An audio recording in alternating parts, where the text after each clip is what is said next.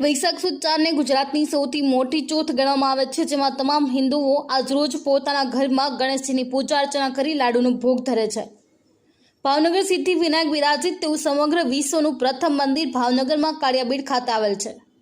અષ્ટવિનાયક સિદ્ધિ વિનાયક મંદિરે ગણેશ ચતુર્થીની ઉજવણી ખૂબ જ ધામધૂમથી કરવામાં આવે છે, જેમાં સવારે આરતી, બપોરે અન્નકૂટ દર્શન તેમજ સાંજે બહેનોનો સત્સંગ સહિત રાત્રે મહાદીપ આરતી કરવામાં આવશે।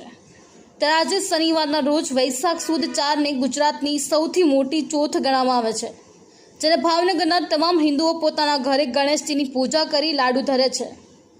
ગણેશ ચતુર્થી વૈશાખ સુદ ચોથ, જેને વિનાયક ચોથ કહેવામાં આવે છે, ગણેશજીની કૃપા મેળવવા માટે આ દિવસે વ્રત અને પૂજા કરવાનું વિધાન છે।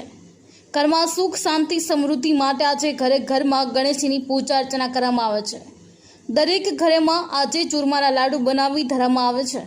ગણેશ પુરાણ પ્રમાણે ચોથ તિથિ ભગવાન ગણેશને સમર્પિત છે। સુદ પક્ષમાં આવતી ચોથને વિનાયક ચોથ કહેવાય છે, જ્યારે પક્ષમાં આવતી ચોથને સંકટવદ ચોથ કહેવાય છે। અષ્ટવિનાયક સિદ્ધિ વિનાયક મંદિરે સવારે મંગળા આરતી દર્શન 8:30 કલાકે, બપોરે 11:30 કલાકે રાજભોગ દર્શન તેમજ 4 થી 6 બહેનોનો સત્સંગ અને 7:15 કલાકે 108 દીપમાળા સાથે ઉત્સવ આરતી કરવામાં આવશે। મંદિર રાત્રે 1 કલાક સુધી ખુલ્લું રહેશે। તો ભાવનગરના તમામ ધાર્મિક ભાઈઓ બહેનોએ દર્શન માટે ઉમટી પડ્યા હતા। અશ્વિન ગોહેલ, જે ન્યૂઝ, ભાવનગર। હું કિશનભાઈ શાસ્ત્રી। સમગ્ર વિશ્વમાં સૌપ્રથમ અષ્ટવિનાયક સિદ્ધિ વિનાયક મંદિરના પ્રાંગણમાં વૈશાખ સુધી ચોથ ઉજવવામાં આવશે, જેમાં સવારે 8 કલાકે મંગળા આરતી દર્શન, 11:30 કલાકે રાજભોગ દર્શન, 4 થી 6 બહેનોનો સત્સંગ અને 7:15 કલાકે 108 દીપમાળા સાથે ઉત્સવ આરતી દર્શન થશે। 10 વાગ્યા સુધી મંદિર પરિસર ખુલ્લું રહેશે।